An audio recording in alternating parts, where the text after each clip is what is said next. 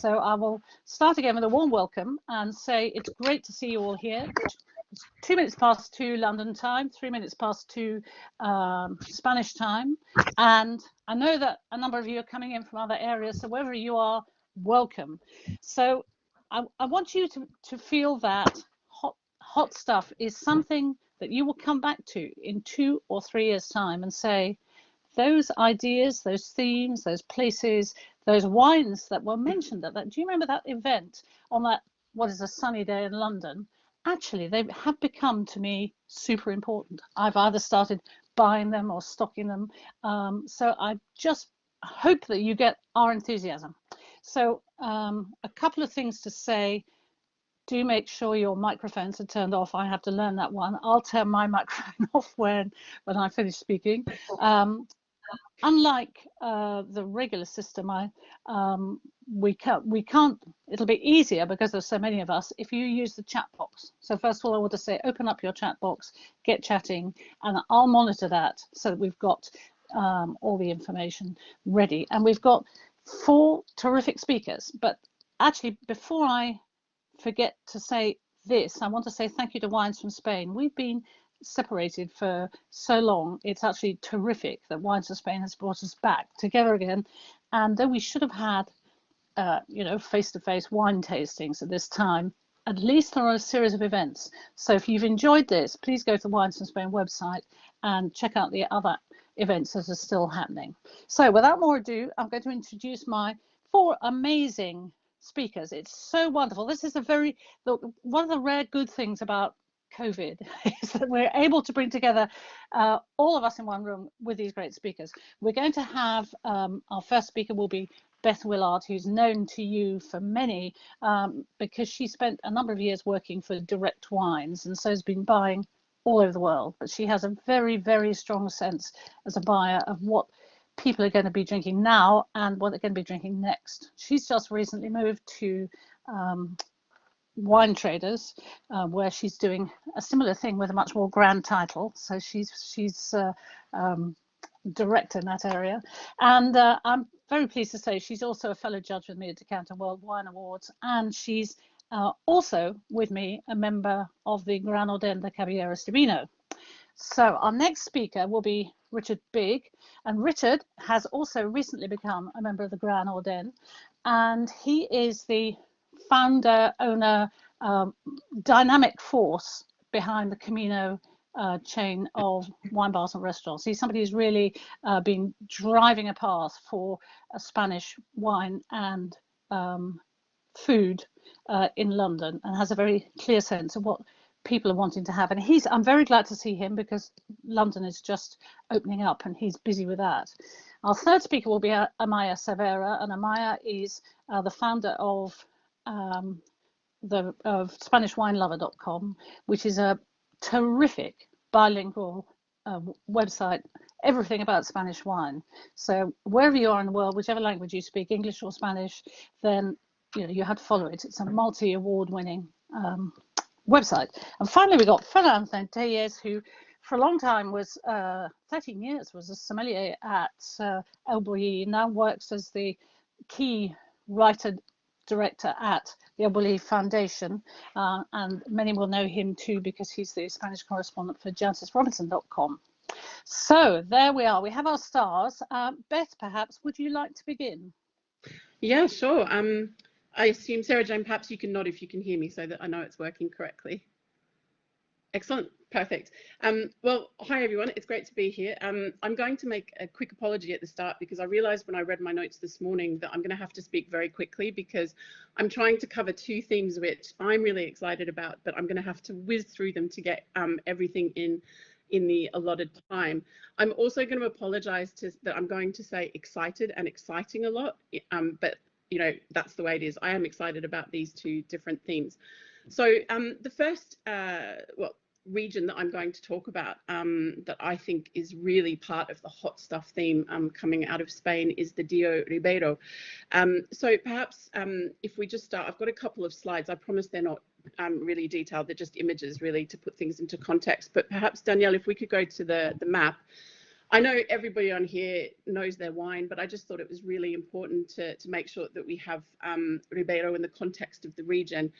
So we're up in the northwest of Spain, up in Galicia. I think Richard's going to touch on Galicia as well, but I'm just going to focus specifically on the DO of Ribeiro. As you can see, it's that orange, for want of a better word, it's a blob that sits alongside the most southern inland zone of Rias Baixas that you can see there as Condado de Tea. So you can see that the purple bits are Rias Baixas, so much more coastal, and Ribeiro is really close to the coast, but and so obviously has that Atlantic influence, but it's also really the first part of Galicia where we start to get that continental influence as well, which I think is really interesting. And I think that really helps to dictate the wine style.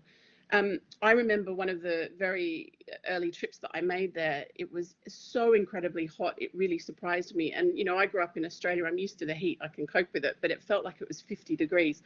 So the region sort of does sit in a bit of a bowl. There are mountains around it, and I think that's why it really benefits from that cooler Atlantic influence, but then that heat, which is much more continental. And if we go to the next slides, you'll see something that I think is a real feature of the region. So apologies again, these are my amateur photos from my iPhone, but hopefully it illustrates the point I'm trying to make and actually shows the absolute beauty of the region as well. So these two photos were actually taken in almost the same vineyard, just a few meters apart really, and only about an hour apart. So the photo on the left, you can see that fog, was so dominant that morning. We could really only see about 50 meters ahead of us. And then within an hour, it had lifted and cleared into that beautiful vision that you see on the right there with the leaves turning. It was, I think it was actually getting pretty close to Christmas, but it was a glorious day. You can see one of the three rivers, which are very important in the region as well there. So we've got the Sil, the Minho and the Anoia rivers, are all quite important in terms of viticulture in the region. So yeah, it's the fog that's really important. And if we go to the next slides, you'll see other visions of that. So, those first slides were down by the river, so around 100 meters, and then we go up to about 350, 400 meters in altitude. So there's a little bit of a difference as well, which really adds to the complexity of the wines.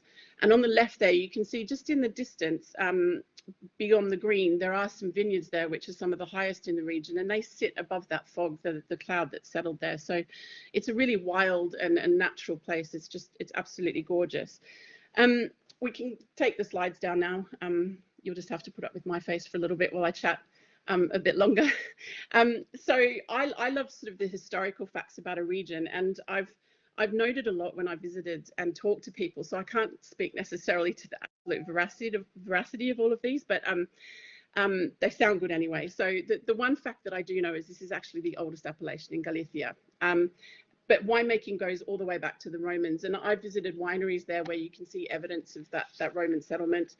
I believe the Vikings may have made some trips up the rivers into Galicia. I certainly think I saw that definitely on the TV series, so it must be true.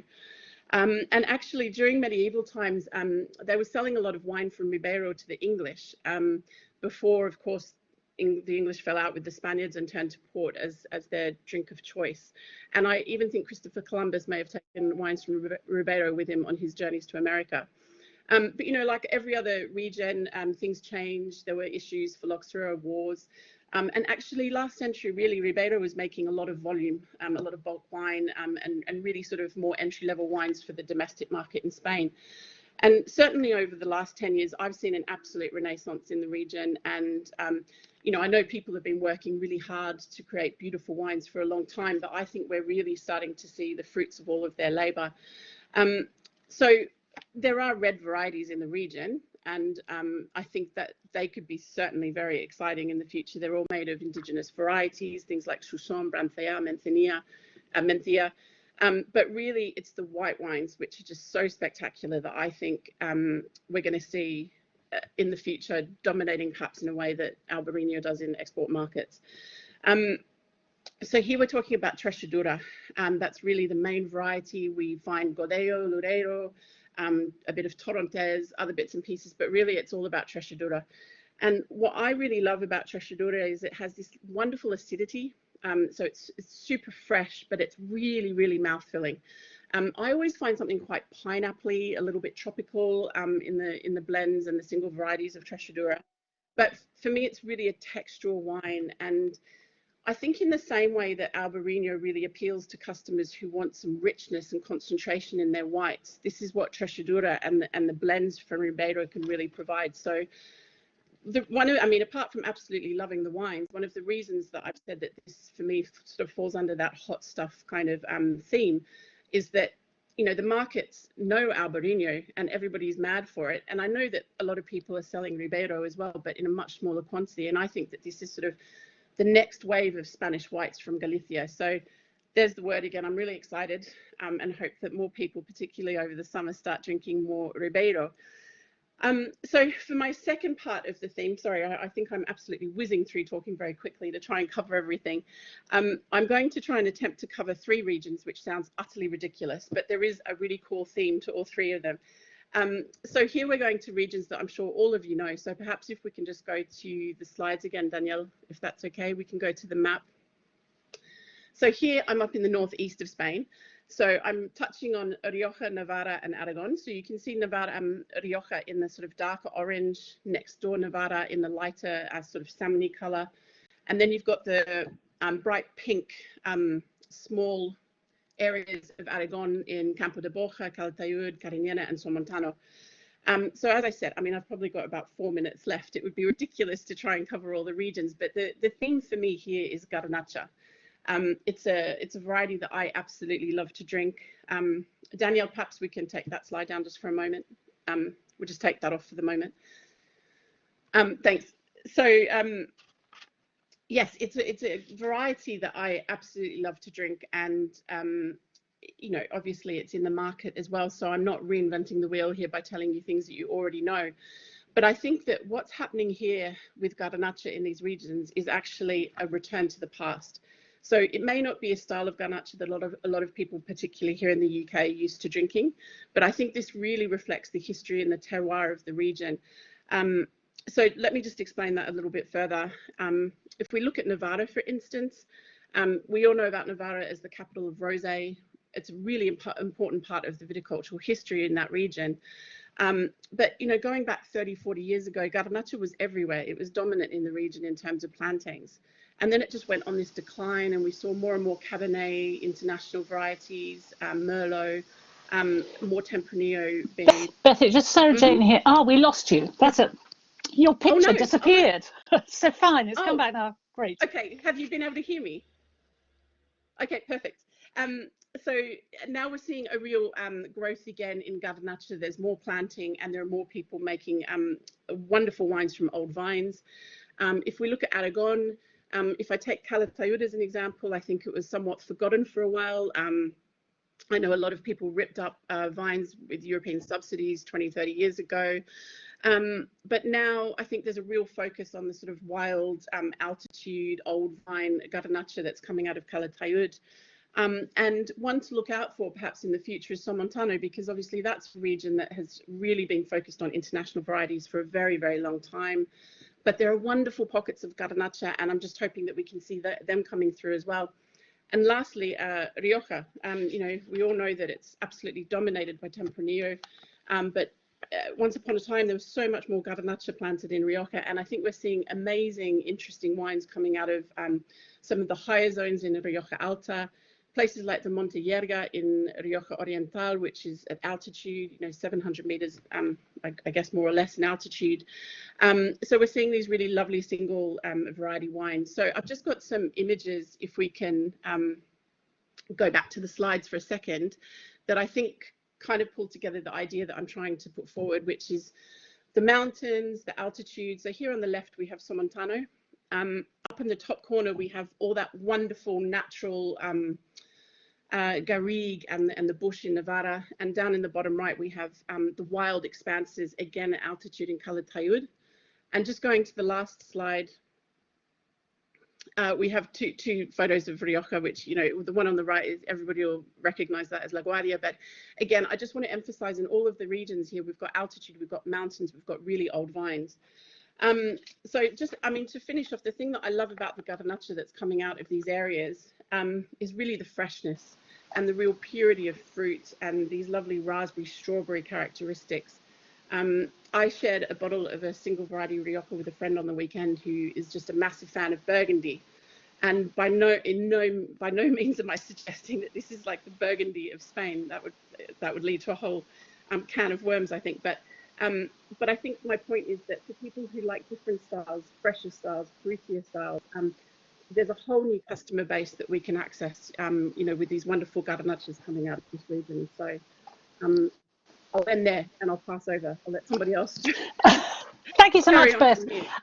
Yes, I want to give everybody a chance to talk. I just would draw everybody's attention to the chat box and the link that Celine has just put up to some wines. Just a comment. It'd be lovely to have actual wines mentioned, but we have to do the whole of Spain in an hour, so it's quite difficult to do. So if I may, Richard, I don't know if you can find your on button, and Richard Bigg, I could draw you in now to give your presentation. Yep, thank you very much. So I have to say that's a very hard act to follow, Beth. That was absolutely brilliant to get all your insights there.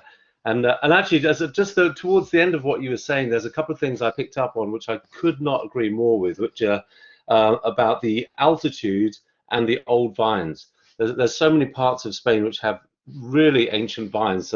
Thankfully, the ones that hadn't been grubbed up. And in a couple of the areas I was going to talk about, like Bierzo for one, and Rueda briefly for another, they have vines of well over 100 years old, up to 120. And I'll show you a couple of my dodgy snaps later when they come up. But that's absolutely key. And altitude is sort of, I find, Spain's secret weapon. Because it's got all that heat and sunshine, and yet it has such a big diurnal temperature range due to the altitude that you get this fantastic freshness and structure as well. I was specifically going to talk about Bierzo and Valdeorras, but some of the photos are actually from a staff trip I took my guys from Camino on 2 years ago, which was completely brilliant. We started in Rías Baixas, where they have the very high trained vines to sort of combat all the moisture in the air there. It's very, very humid and wet, and yet they produce these fantastic wines, Albarino based, as we've already heard, which are just wonderful. And that's really sparked the whole sort of interest and enthusiasm for Spanish whites, which we probably didn't really have so much, certainly 15, 20 years ago. But it's just come on so strong in the last 10 years, in particular, I would say. From there, we headed inland. I'm taking a little journey from west to east. We headed inland. We went to Ribeiro. And actually, maybe let's if we could just quickly put up the PowerPoint. I'll just point out a couple of the images to paint the picture better. Oh, wow. That's this guy's called Javier. He's from Pazo Señorans. And people call him Javier because he's always laughing. He's absolutely brilliant. And so there we are in Rías Baixas. Let's click on to, I don't know, do I do this? Am I in charge of this? Or, oh, yes. Was that me? I don't know. There are some of the vines, the high trained vines. This one is one of our crew checking out some of the vines in Ribeiro, which is that has very, very steep slopes going down to the. Sorry, I'm just going to skip through here a bit to get the other shot of that one. Oh dear, hold on, where's it gone? Oh, yeah, this is also Ribeiro, and particularly interesting, I thought, was this. This gives you a good example of how steep the vines are. Look, they're all on terraces, and that is the Rio Edo at the place we visited called Ponte de Boga. Which is absolutely incredible, and they've got such a wide variety of vines, as Beth touched on earlier on, which they grow at specific points up the hillside as the climate changes. So I'm just going to skip back. Sorry about all this flicking around. Then we went on to Bierzo. So this is, in fact, this is a wine I've got right now. Practice what I preach. The Morayo. This is a 2018 Mencia or Mencia, and it's absolutely gorgeous, sort of crisp a crunchy fruit when it's young, but with the potential to age phenomenally well as well. I saw there was a note that came up to give some examples. So I've jumped onto Mariah just because that was the next slide. But while I'm there, I will continue and go back to Valdeorras. A couple of the producers that really stand out for me are Raul Perez with his Ultrea wine was particularly special. There's also Pitacum, which is great, and the Mariah I've already mentioned, and there's from Descendientes de Palacios is a wine called Pétalos, which we've had on the list in the past, and they do a range of wines. Another one we had was Corrillon, which is absolutely fabulous, and that is about 120 years old, with incredible depth and great minerality, reflecting the soil. Whether that can be scientifically proven to end up in the grapes or not, it doesn't really matter as long as it tastes like it, as far as I'm concerned. So that was very, very special indeed. This guy in front of us is Juan Mariah, who showed us around, and there we are, all in this beautiful a region, very high up, very cold in winter. It goes up to about 1,000 meters there. This is a castle where he took us for dinner afterwards, and a range of his wines. Now let me see. Oh, there's some Menthia. Maybe go back to the normal screen now. That was a dish of cecina. I don't know how you lose the pictures. Could somebody take that down? Meanwhile, I'll carry on. There we are. So Valdeorras is right next door to Bierzo. It's just slightly further south and not as high. And it suits, as Beth has already pointed out, it suits white wine making absolutely perfectly. And the Godeo is the star here. So Valdeorras means literally the Valley of Gold. And that has also been producing wine since Roman times. And the Godeo grape, I think, is absolutely fascinating and quite unique. It's perhaps a bit richer and a bit rounder than the Albarino styles, and arguably more versatile, goes with a slightly wider range of foods. But I find it ripe and peachy. Some try to give an example of it being sort of some similarities to Chardonnay, which I understand perhaps in the style and the feel, but I think it stands out on its own. This gorgeous orchard fruit style. It can be absolutely exquisite with perfect balance, I must say. Examples of good Valdeorras wines for the Godeo, I would say Rafael Palacios is a star here. There's a wine called Bolo, which is the sort of more towards the entry level, but so many bangs for your buck. I absolutely recommend that. Louro, L-O-U-R-O, is the next one up. And the As Sortes I was lucky enough to try last summer, which was breathtaking, an absolute conversation stopper. We were speechless for a while. We've got one on our list called Marusha, which is made by a bodega called Virgen de Galia, which is part of Cune, which is a big Rioja house. I find this has got really a description of the list is lush texture, terrific balance, mouth-watering clementine and grapefruit finish, and it's sort of been quite widely recognized and rated. So come down to Camino and try that one. Sarah Jane, how am I doing for time? Do you want me to start? Well, I think you should gently round up. I mean, we can come down to Camino now. Is that the case? You're open in the open air? Yeah, we are open, and there's the British are a hardy bunch. Although we've had the sunshine in the daytime, it's been pretty chilly at night, but people know that, so they wrap up well before they leave, and they come on down, and we have got umbrellas and heaters, and then we fill them up with good hot tapas and plenty of vino, and they can make it through the night. So yeah, please come on down. Camino King's Cross is open, also our Shoreditch site, but the one in the city in Monument is not going to open until May, possibly not until the 17th when we can open up indoors. But meanwhile, we're up and running, so hope to see you down there soon. Okay, well, thanks, Richard, very much indeed. So we'll keep on going, and I want to move now to Amaya Cervera, who might be in Madrid. I'm not sure where you are. Amaya, are you in Madrid? Yes, I'm in yes. Madrid. Yes, I'm here. And well, it's absolutely great to have you here. So maybe I'll thank you. Over to you now.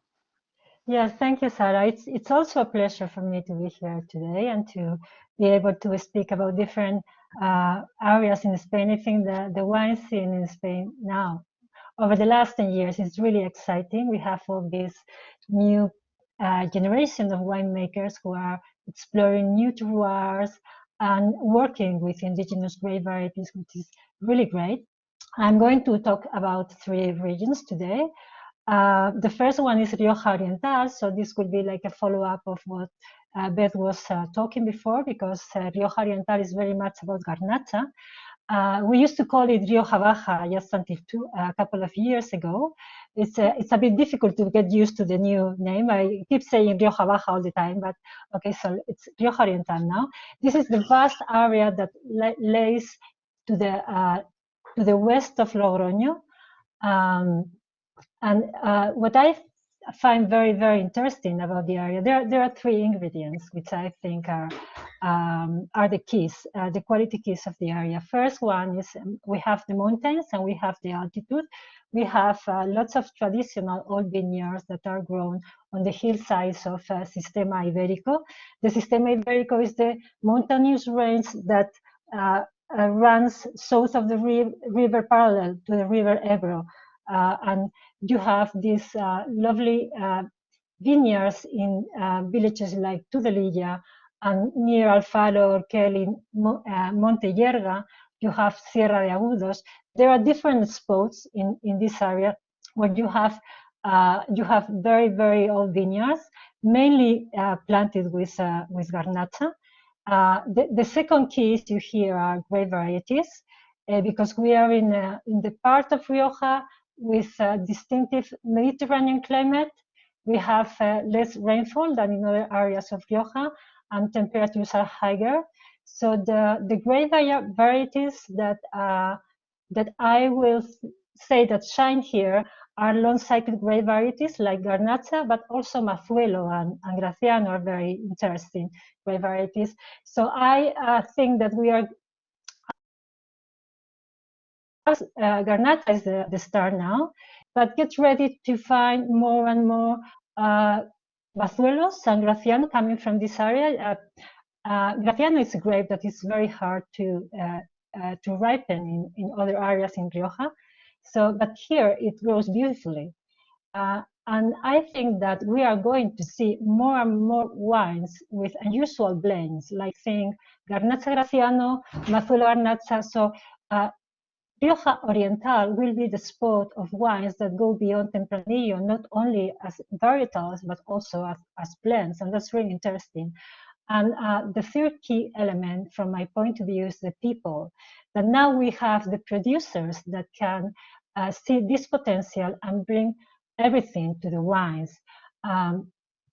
The reason that there were no key producers or very well-known producers in the past in the area is that grapes were usually bought by wineries, classical, legendary wineries for Rioja, which use the Garnacha for their classic cuvées. I mean, and one perfect example is Viñardanza from La Rioja Alta, because Garnacha grown in Tudelilla in the fabulous vineyard of La Pedriza is a key element in their Viñardanza that I'm sure that many of you drink quite often and enjoy, because it's a lovely wine.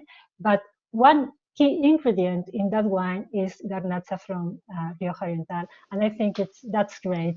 And the fact that Álvaro Palacios took over the family winery of Palacio Remondo a few years ago obviously has been a great punch for the whole area.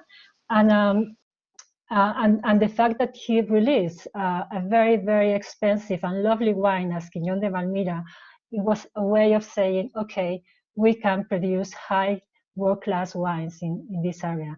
And that's nice. And other producers are following. And some names which I think are worth following are Javier Arizcuren, Vinos en Voz Baja, Bodegas Lacus, for instance, they are producing this kind of wines, mazuelos, garnachas, original blends, which are really interested following and looking for. So, and my second area is quite far from here. I don't know if perhaps you can show the map that that you use for the Beth presentation to show the. Okay, so we are going to. I don't know if it's in the map. Okay. Do you see Salamanca? Do you see Salamanca? That's south of Castilla-León. Below Toro and Rueda, you have Salamanca. So we are going to a tiny area at, which is called Sierra de Salamanca. I would say think Gredos to the west, because this area is really different from what we are used to get from Castilla-León. This is in the very south of Castilla-León, on the border with Extremadura. What you have here is a complete different climate. You have mountains again, but this time we are talking of Sistema Central. Sistema Central is another mountainous range that crosses all the Iberian Peninsula to the center. Soils are very different from the rest of Castilla-León. Soils here are mainly made of granitic and slate soils, which once again we have a certain connection with Gredos. And third thing, the rivers that cross the area are not tributaries of the Douro River, but tributaries of the Tajo River, same as Gredos. So this makes a whole different picture. And the last ingredient of this beautiful cocktail is Gruffette, which is a very, very original grape variety. And I think it's very little known outside Spain. I was helping to select the producers that were giving their wines to taste in the 2 editions of Viñateros. Perhaps some of you attended the tasting of Viñateros. And I always thought that Sierra de Salamanca was missing this tasting, because Gruffette produces wines which are really light, floral. You have this forest berries character, smooth tannins. They are really, really evocative and aromatic. And I think it's a kind of style that it's very much in tune with current trends towards lighter styles of red wines. And the third area I don't know, I'm okay with my time, Sarah? Yes, okay. Yes, you are. Keep on going. Yeah, keep on okay. going. Thank you. Yep. And the third area I want to talk about is Chacoli. That's the north of Spain. That's the area of the Basque Country. That's my homeland, by the way. And I want to highlight the potential of this area to produce sparkling wines, because everyone thinks of Chacoli as, fresh, acidic wines. But I had the chance this last summer to explore the area, and I spent 1 month there in my hometown, and I was visiting producers in the 3 appellations. You have Vizcaico Chacoliña in the province of Vizcaya, Guetariaco Chacoliña in the province of Guipúzcoa around San Sebastián, and then Aravaco Chacoliña. You have 3 different appellations. The signature grapes in the area are mainly on the Rabi Suri, but also on the Rabi Suri Serratia. And this is a place where you have natural acidity. In fact, I would say this is one of the areas in Spain that has been benefited more by climate change. I mean, in the past, the definition of wines from this area were wines that were made with unripe grapes. And now you can taste Chacoli with 13 degrees of alcohol, for instance. And there are some producers that are starting to produce sparkling wines. I had the chance to taste both traditional method and pet nuts. I would say that the very top right now is Isarleku, which is Isarleku means place of stars.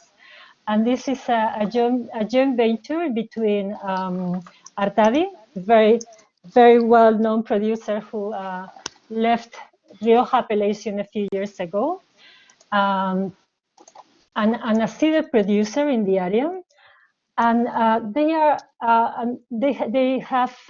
being held by Champagne Beresh.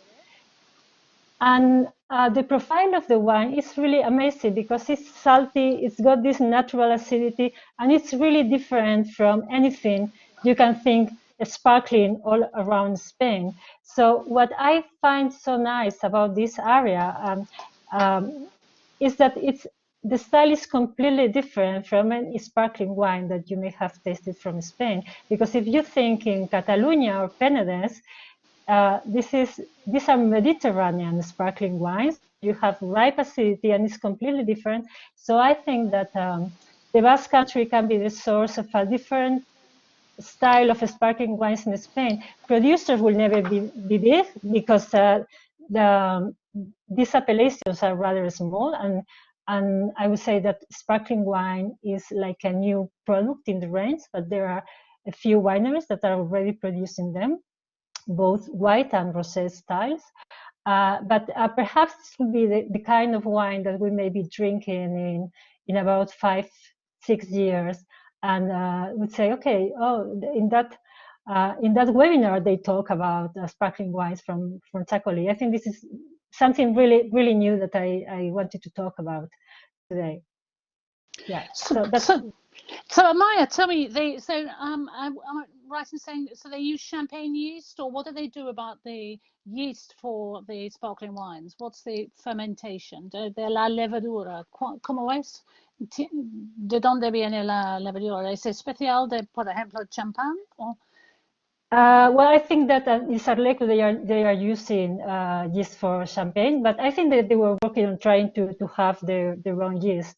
I think other producers like Gorondona in Vizcaya, they have sparkling wine as well, but I'm not sure about the origin of the yeast. I think the interesting thing is the grape varieties are fit to produce sparkling wines, and they can age well. I mean, like Isarleku are releasing their wines with around 24 months under lease, but they want to push it towards 30 months. And I tasted another wines that have been aged for 30 months, and the evolution is really slow. That's where I see the potential of the area to produce sparkling. And I have, if I can look for this, I have this lovely quote from Alexandre de Laborde, who was a Frenchman that visited the area in the 19th century, and he wrote that if the wines were made carefully, their roughness would be corrected as the fruit matured. Properly fermented, they will be capable of developing into the sparkling wines almost as good as champagne. That was said in the 19th century, a Frenchman who visited the area. And it's really nice because he saw the potential to produce sparkling wines in the area when he tasted them. And I guess that at that time, the wines would be much more acidic than they are now. Oh, for sure, for sure. Yeah. Well, since you're talking about sparkling wines and aging them, I think we probably should turn to Ferrán now. Thank you, Amaya, because I think Ferrán may be continuing some of that theme. Ferrán, over to you.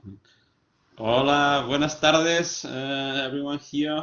Pleasure to be sharing time with you and with these great speakers. I'm going to try to share the screen because I have prepared a very short presentation. Let's see if I can do it myself. Okay. How is that? Good? See? No? Yeah, no? yeah, that's good. Good. See? Yes. Now. Okay. Now. Okay. So, Beth, Richard, and Amaya, we have been through that about Spain being like a mountainous country. I just wanted to share you with this map, so you see all the mountains and systems and the central system in here and the Pyrenees and everything that is in our country. I would say Spain is the second most mountainous country in Europe, and normally we don't have it like this in our minds. We think Spain is as a flat country, but it's not at all like this. So think about Spain with mountain ranges, with high elevation, very easily getting above 600 meters, a lot of microclimates, so many different climate conditions within the country. Okay, this is one side. Also, now look. Something interesting. I was yesterday teaching WSET. Sorry about that. The level 3. So we were talking about Argentina and the continentality and the important thing about the continentality to retain acidity, tannins, soft tannins. Okay, but if you actually look to the climogramma, okay, if you actually look to it, you see many regions in Spain that are much more continental than, for instance, Argentina or parts of Italy.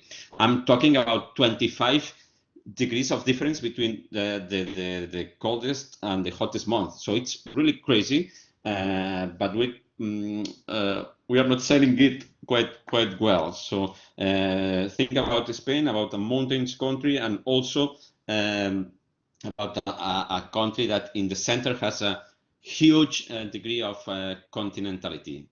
Having said that, Spain is also, and talking about hot stuff, still in hands of very small holders.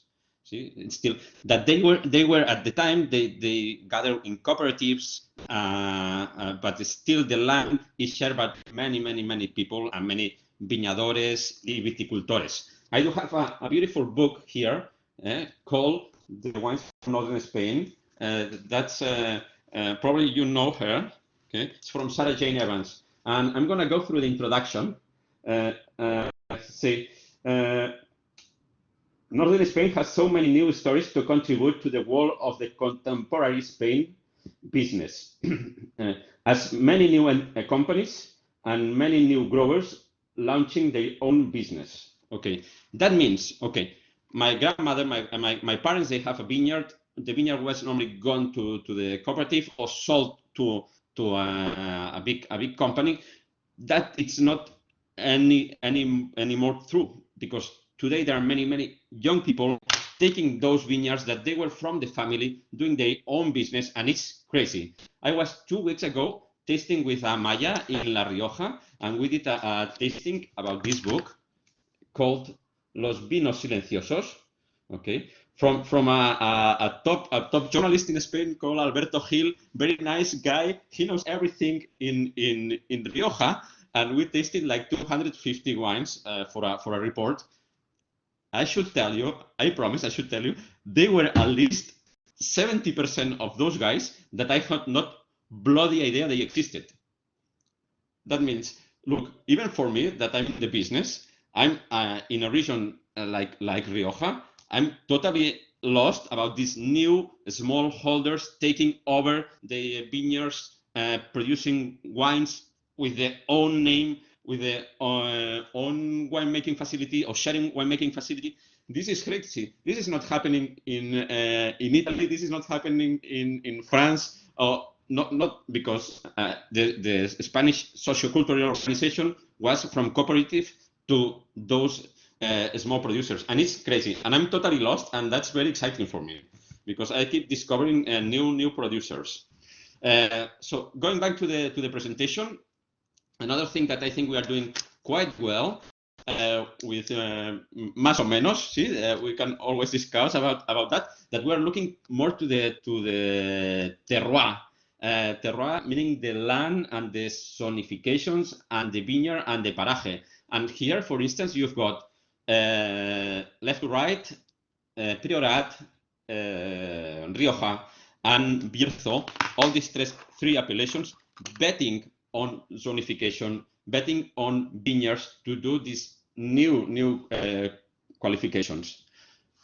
I really hope that most of the producers, they will follow and they will use it.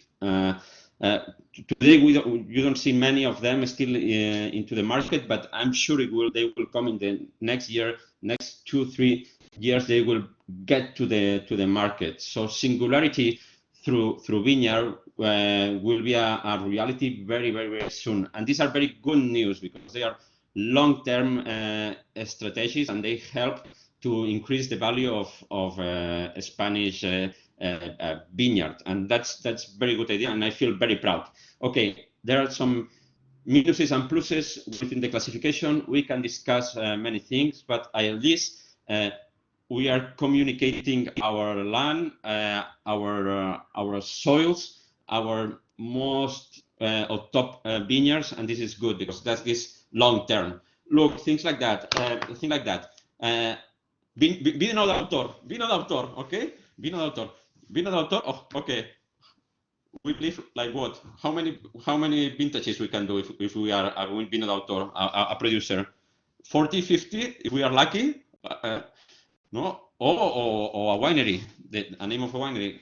How long will keep growing this company? We don't know. But if you bet in the vineyard, if you communicate the soil, soil will be always there. The name of the vineyard will be always there, like France has done very well, and we are kind of copying it, and I feel kind of proud. Okay. Then the third slide. If we can go through it, it wants to talk a bit about wine making. It was a question in the chat talking about wine making, and of course I'm a oak lover, and I love all about oak, and I think Tempranillo it's great with oak, maybe so less with Garnacha, but oak is lovely. But look to this super trend about clay jars. Tinajas, okay. I have put here the Roman Tinaja, the Georgian wine one, but Tinajas, it's really crazy. So we have in La Mancha, there are these large clay jars we call Tinajas. The size 4,500 liters. They have been containing alcohol for 50 years. They are totally cured inside, okay, not covered with any epoxy, any resins, but totally cured.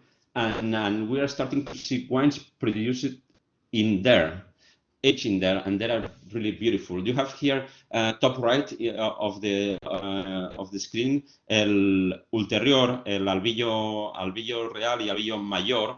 This is a wine that has spent part in oak and part in this beautiful, huge old jars, and they are just truly amazing. It increases the complexity, but still fruit is there, and I see this beautiful trend going on, and seeing more and more producers using old tinajas, because okay, I do prefer old tinajas that they are already cured than the new ones. And in Villarrobledo, in La Mancha, for instance, it was a we had this company doing these very old jars, and these are great. Sometimes I have more trouble with new tinajas because they give flavors to the wine. They lower the pH, and if not, they are not very well cured, they can unbalance the wine. But if you use these beautiful, crazy old jars, they are a hidden jewel still to be discovered. You have also another one in the screen called El Mondongo, made by Robert Noverson, MW, in Calatayud, using also tinajas, and they are just spectacular. They are crazily good, savory, and respecting the fruit. So I'm sure tinajas is a trend that will stay here for a long time, that will be understanding better, even more, seeing more well-balanced wines made on those large clay jars, and they're just beautiful. And of course, not in the presentation, but steams. Garnacha seems to be having a love history with uncrushed grapes, with whole bunch, and that's something they are using a lot in Madrid and even in Aragon, to increase the fruit character of Garnacha. So, and not crushed grapes. It's something that you see more and more. 30% whole bunch, 50% whole bunch. Something you see a lot today for. And finally, last trend that you all, I'm sure you all know, the last slide of my presentation. It's about grape varieties and local grape varieties. They used to be forgotten, and for me they are not forgotten anymore. Here you are. See?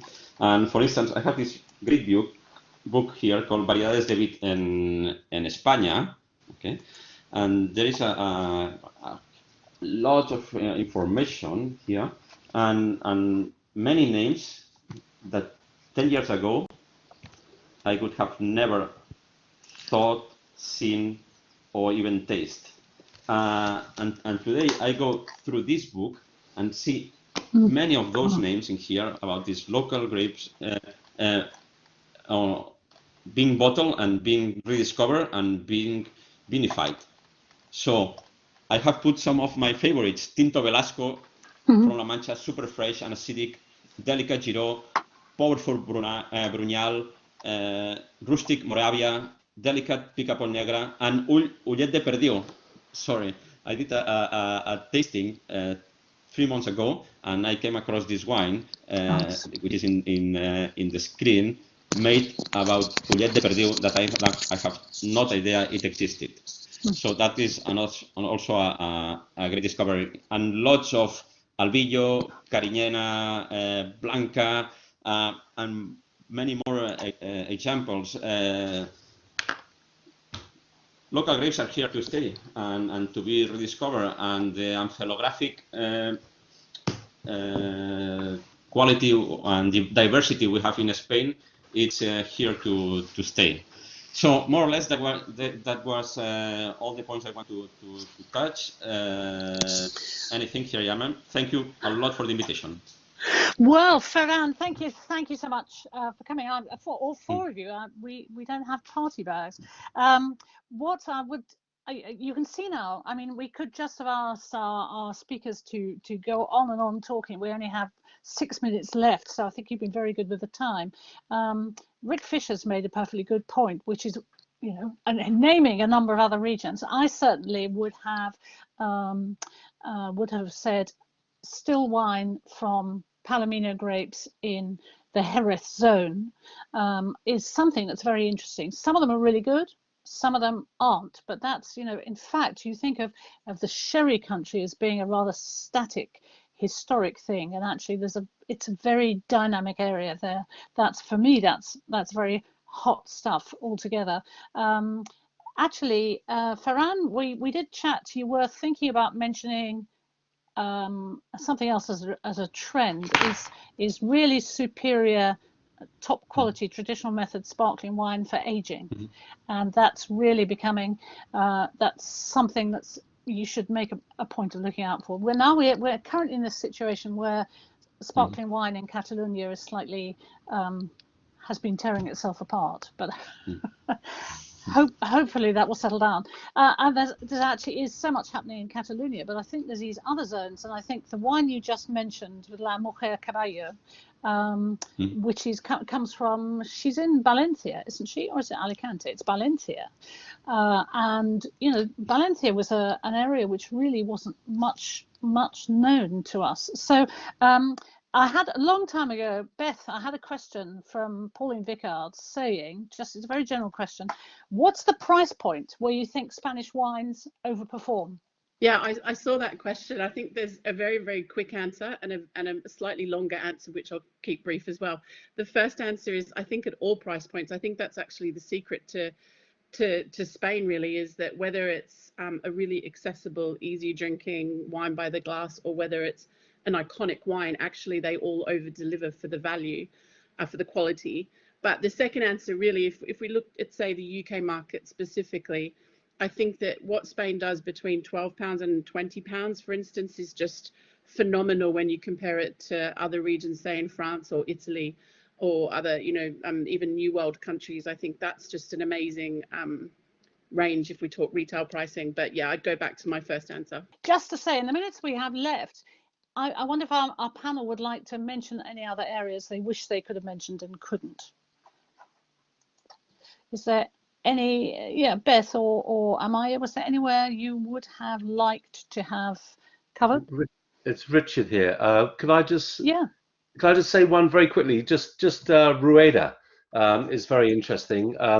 Also, good altitude there. The Verdejo Great Reign Supreme, and it makes a great variety of wines from sort of super fresh, zingy, almost nettly, and super refreshing to extraordinary wines from old vines which age brilliantly and actually suit oak as well. But it's a great introduction to something really zesty and lively. And if you like probably sort of Sauvignon Blanc, you'll love Verdejo. Or if you like New Zealand Sauvignon Blanc, you'll like Verdejo even more probably. But definitely worth a try. And I'm very grateful here to Amaya, who's reminded me. I just wanted to say that the very difficult thing about this webinar was to choose what areas to talk about, because we can speak about many areas in Spain, and as long as producers start exploring all the possibilities of all these indigenous grape varieties and much more to come that they are recovering, we are going to see new styles of Spanish wines. And the example of Valencia, in the Mediterranean, which is a very warm area, the fact that they start working with long cycle grape varieties like Arcos and Mandó. Arcos is the grape variety behind La Mujer Caballo. This makes for a completely different profile of Mediterranean wines, which are fresh, which are aromatic, which are light. And so I think that grape varieties can be an important key in the future of Spanish wines, and the way they adapt to they help to solve the problems of climate change in a way, which I think it's very interesting to see that we have some tools to fight climate change in hot regions in Spain. I think that's interesting. That's a very good way to finish, Amaya. It's a huge topic. We could come back to this every week for the next year. I'm really grateful for your participation. I'm grateful to everybody who attended and asked questions and listened in. Of course, there's a recording to go back to if you missed any details.